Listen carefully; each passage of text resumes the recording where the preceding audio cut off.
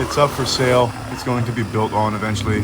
So me and the local riders kind of just go rip around here and there.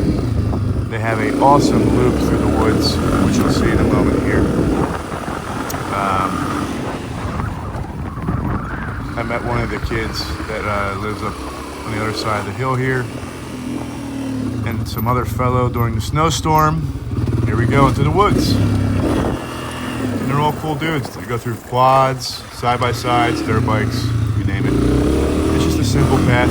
There's a few more little paths here and there, but this is the main path that goes through the woods itself.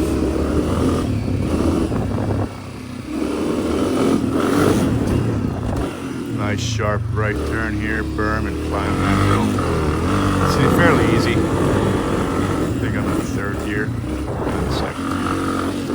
But yeah,